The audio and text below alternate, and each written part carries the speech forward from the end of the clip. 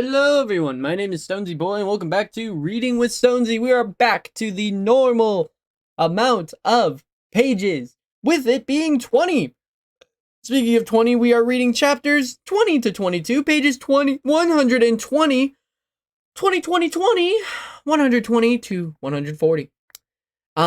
If you guys liked the video that came out the day of the last episode, the Dog Days #1, those were all retrievers. So yeah, it was nice to make. It was easy to make. That thumbnail was pretty bad, but all the same, it was pretty good. But yeah, without further ado, let's begin on chapter 20. I gathered 2 more new loads of abalines soon after that, mostly with sweet red ones, but I cleaned and carried to the house. Along the south part of the fence, and the sun shone most of the day, I built long shelves out of branches and put the meat up to dry. Abalines were larger than your hand and twice as thick when fresh, and they shrink small in the sun, so you have to dry many. In the old days in the island, there were children to keep away the gulls, which would rather feast on the abalones than anything else. In the morning, if the meat was left unguarded, they would fly off with the month's harvest. First, whenever I went to the spring or to the beach, I left Rontu behind to chase them off, but he did not like this, and I howled all the time I was gone. Finally, I tied strings to some of the abalone shells and hung up to the poles. Some of the abalone shells hung from poles. The insides of the shells were bright and catch the sun, and they turned one way and the other in the wind. After that, I had a little trouble with the gulls. I also caught many small fish in the net I had made and hung them up to dry in the winter light, which meat drying on the shelves and shells flashing and turning in the wind, and strings of the fish hanging on the fence. The yard looked of old village where the headland and said of just Rontu and me. Every morning after I'd gather food for winter, we went out to sea, and at the end of the summer I would gather roots and seeds to store. But now there was nothing that needed to be done. There went many places at first of days of summer, to the beach where the sea elephants lived, to the black cave even larger than the first cave we found, and the tall rock where the cormorants roasted. A tall rock was more than a league from the island, and was black and shimmering because of its colored cormorants. I killed 10 of the birds the first time we went there, and I skinned and fleshed them and put them to dry, for some day I wanted to make myself a skirt of cormorant feathers.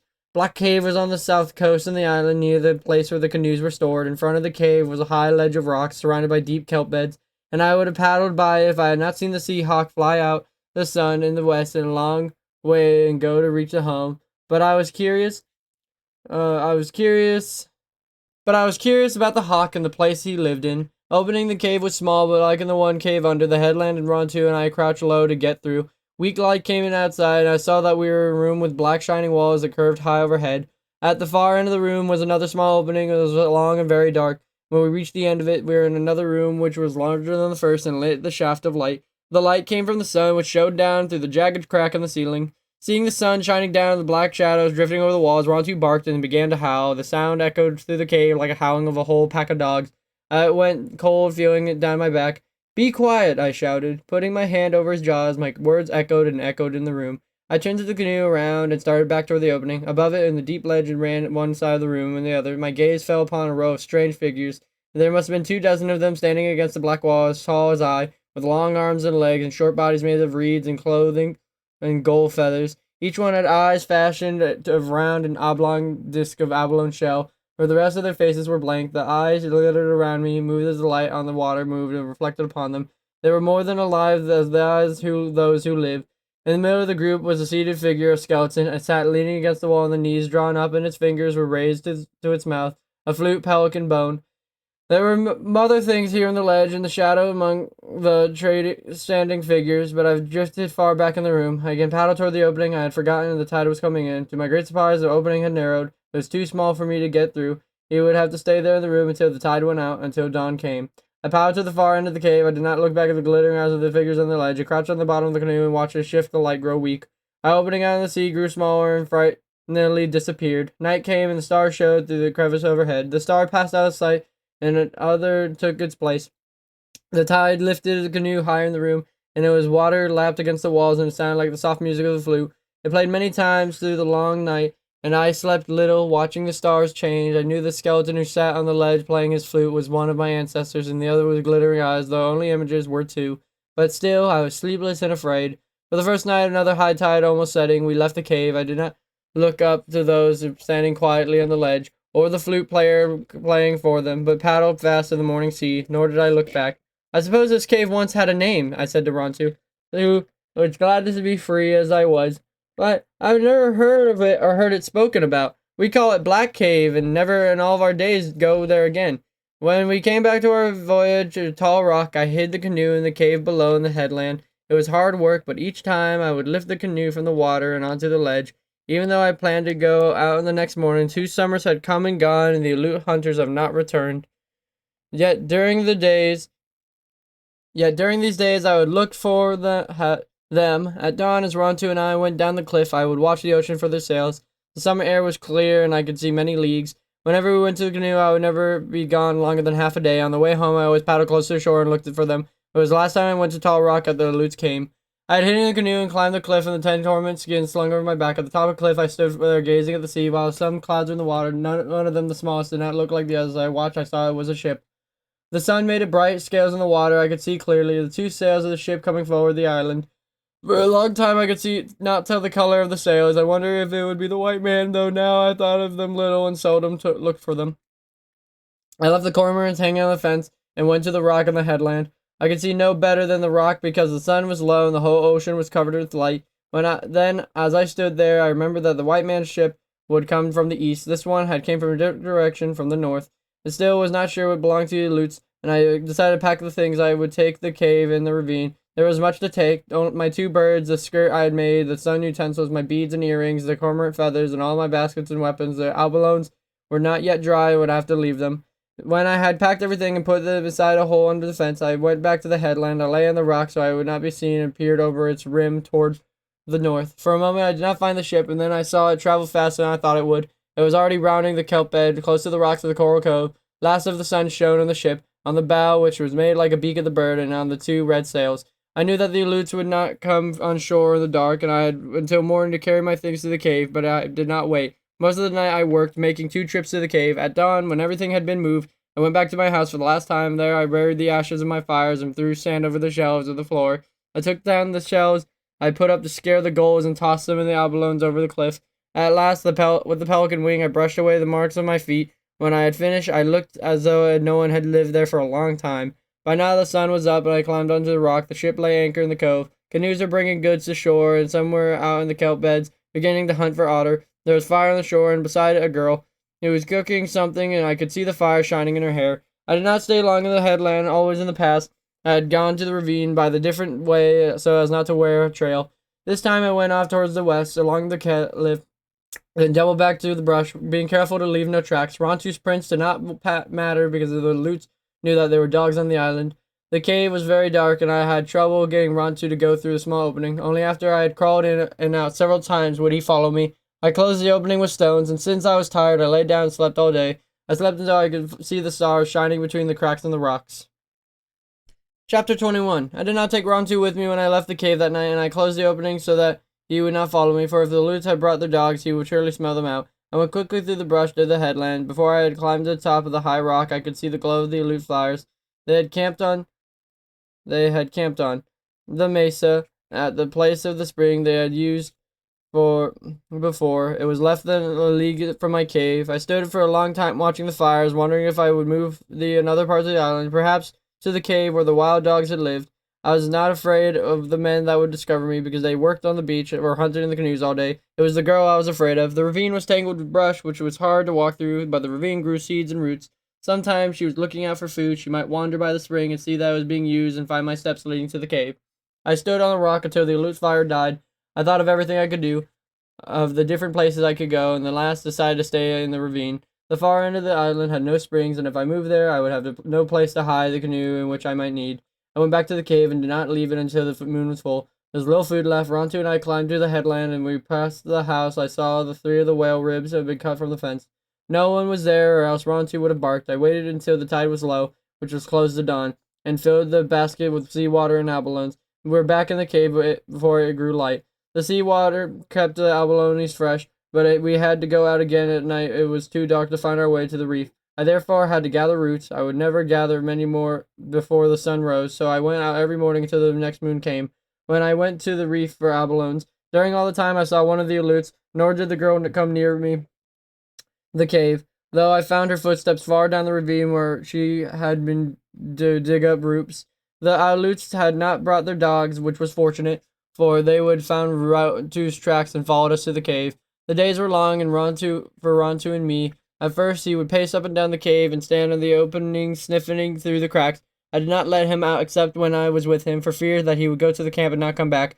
After a while, he got used to this and would lie all day and watch whatever I was doing. In the dark of the cave, even when the sun was high, so burned the small fish I had stored. By their light, I began to make a cormorant skirt, working every day on it. The 10 skins I had taken at Tall Rock were now dry and conditioned to sew. All of them were from male cormorants, whose feathers were thicker than those of females and much glossier. The skirt of yucca fibers and simple to make. I wanted this one to be better, so I cut the skins carefully and sewed them with great care.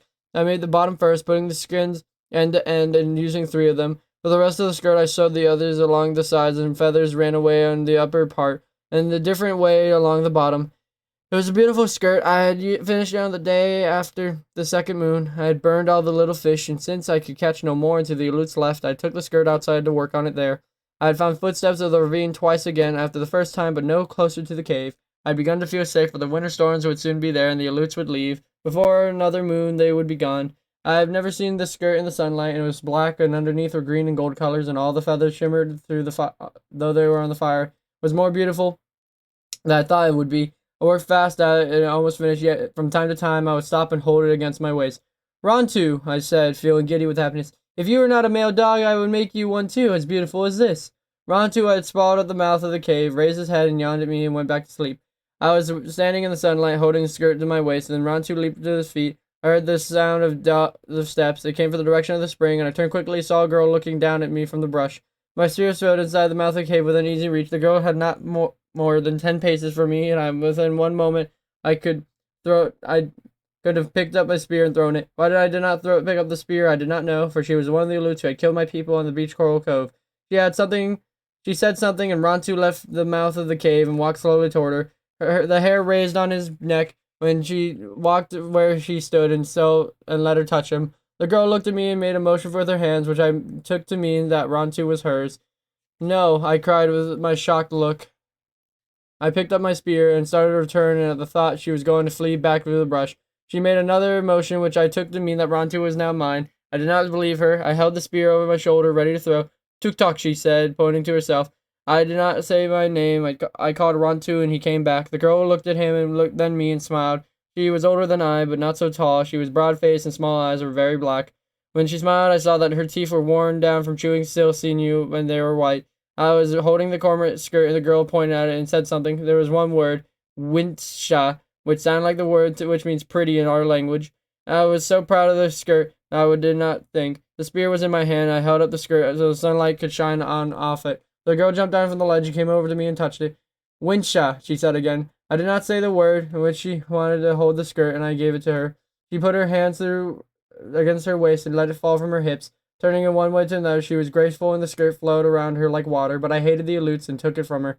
Winchta, she said.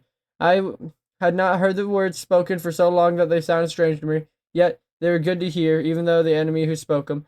She said other words I did not understand, but now, as she spoke, she looked over my shoulder toward the cave. She pointed at the cave and then to me and made gestures as if they were making a fire.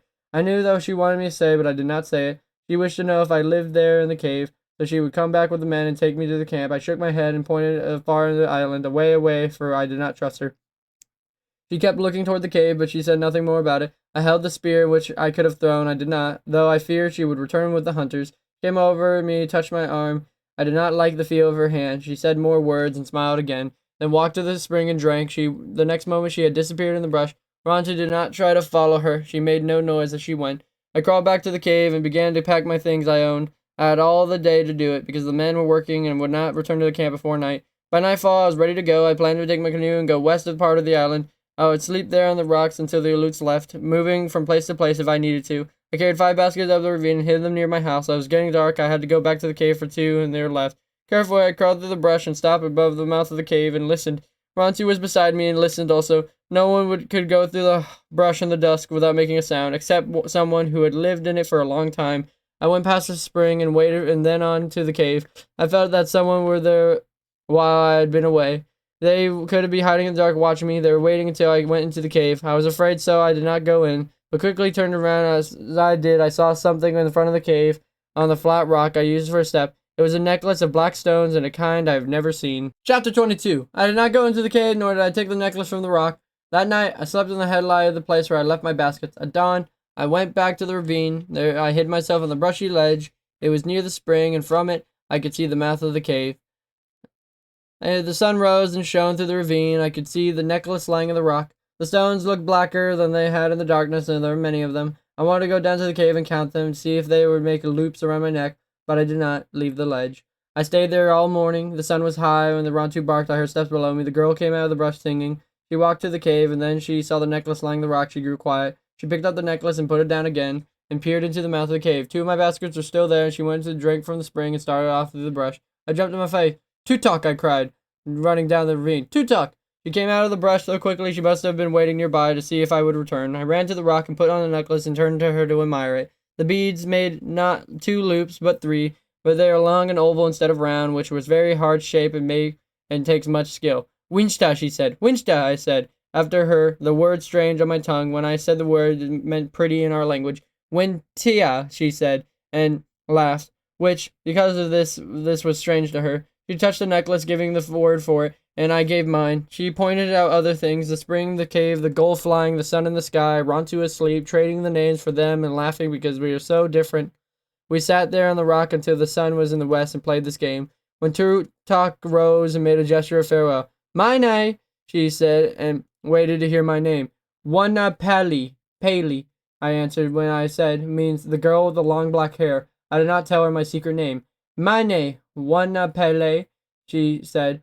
Pay say no, Tutok, I replied. I wanted her to go through the brush. Stood for a long time, listening to her footsteps, until I heard them no more. And then I went to the headland and brought the baskets back to the cave. Tutok came again the next day. We sat on the rock of the bright sun, trading words and laughing. The sun went fast in the sky. The time came soon, and we have to leave, but she returned on the day that followed.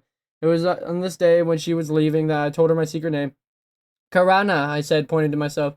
She repeated the word. She did not understand what it meant. Wanna Paley, she said, frowning. I took my head, pointing again to myself. I said, Karana. Her black eyes opened wide, slowly began to smile. Pay say no Karana?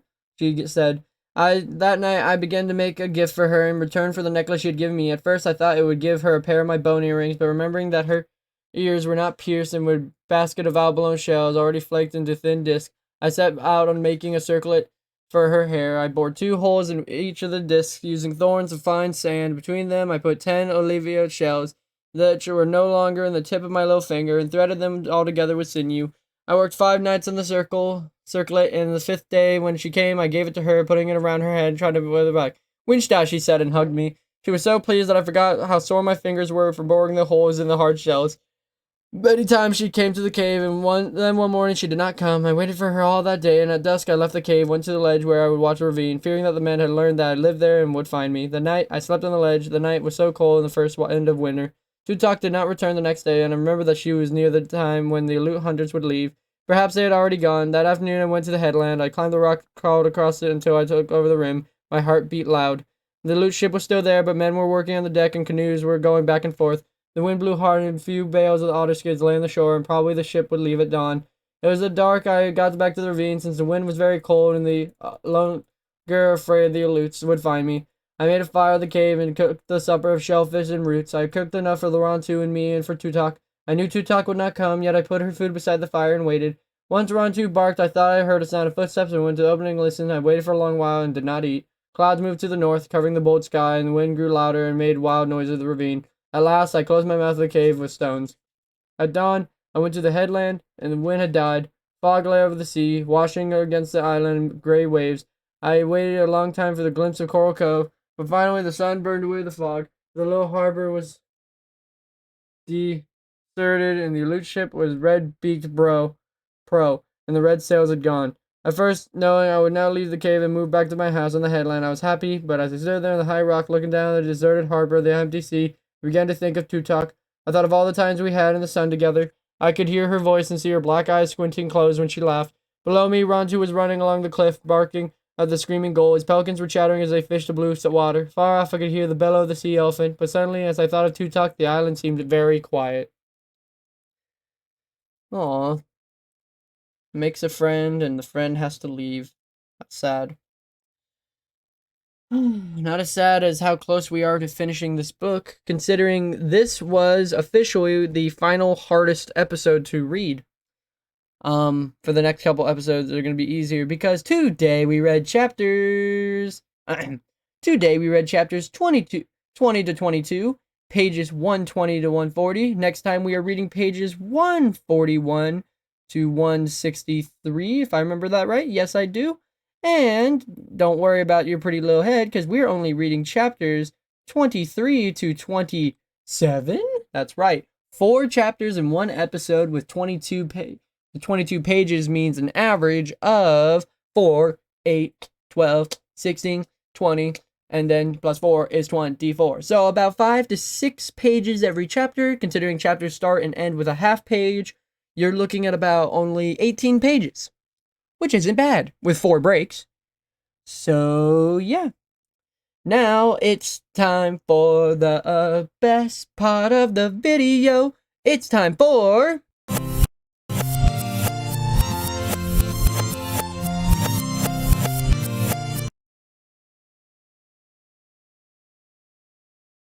the Learning Corner, or Reading with Stonesy, or Dog of the Day, or Dog Day, or whatever the heck this is called now. Now we are learning about the setters. There are many setters, with there being the English one, that one, of course, and that one, yep. So,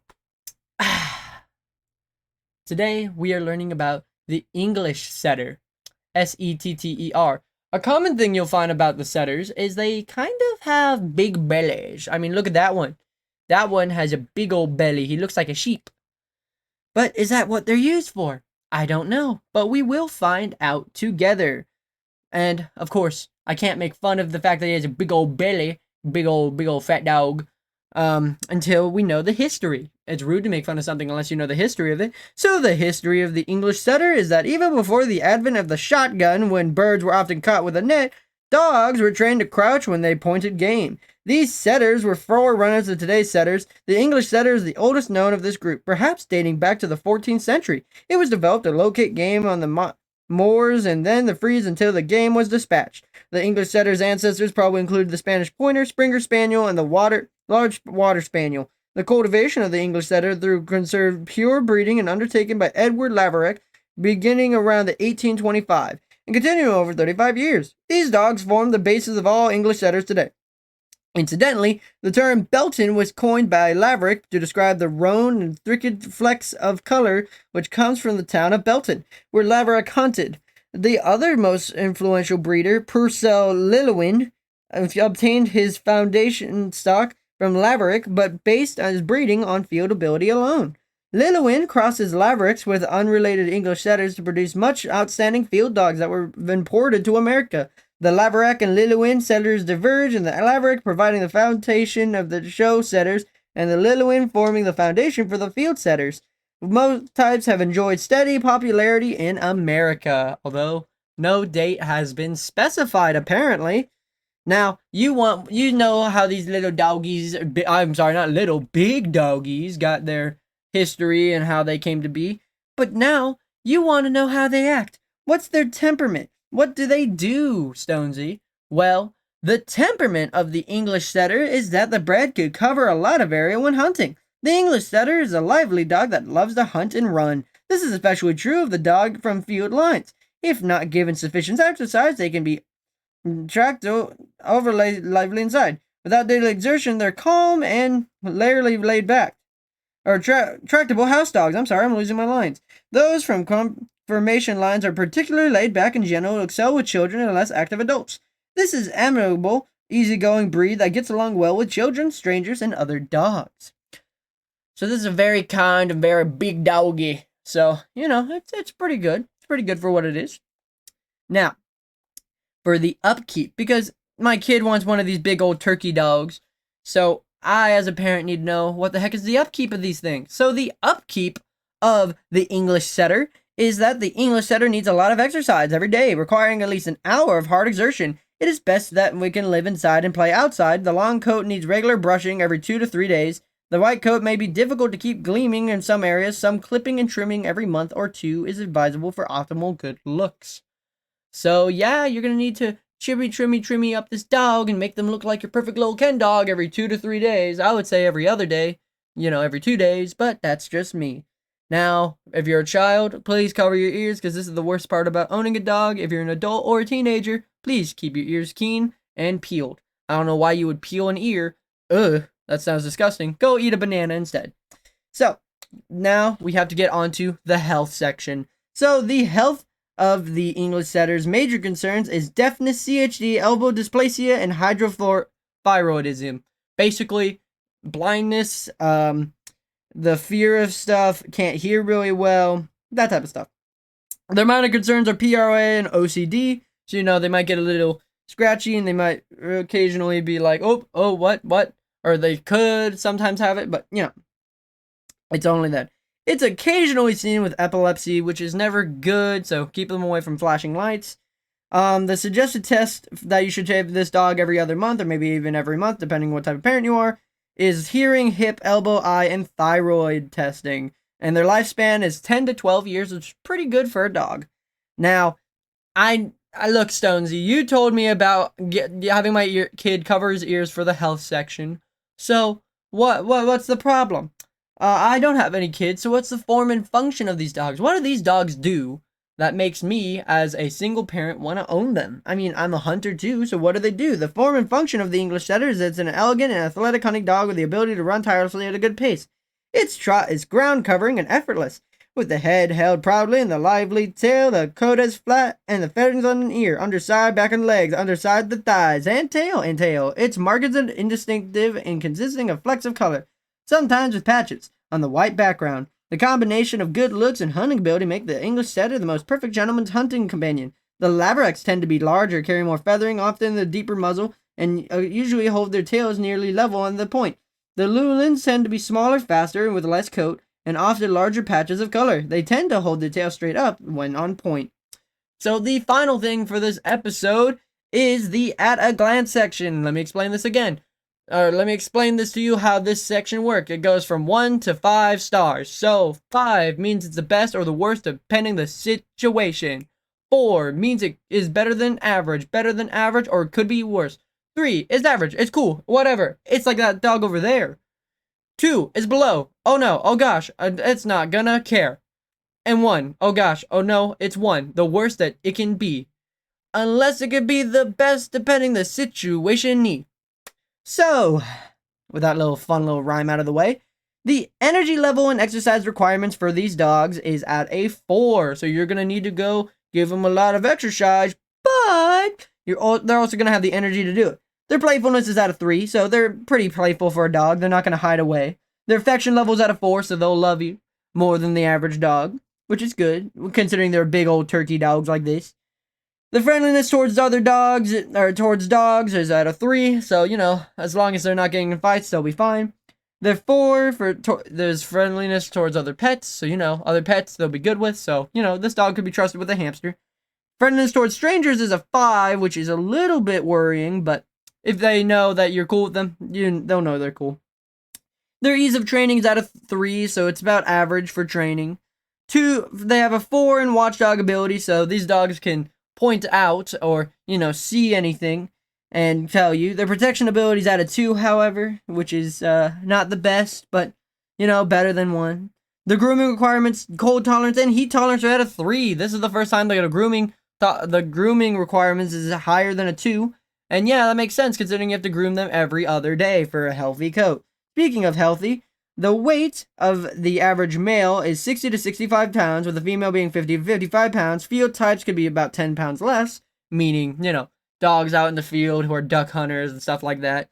The height of the English setter for the male should be about 25 inches, and for a female about 24. There's no specific thing. Inquiries about if they're a field type or not. So with that is the end of the English setter. Do you own an English setter? I don't know if you do or don't.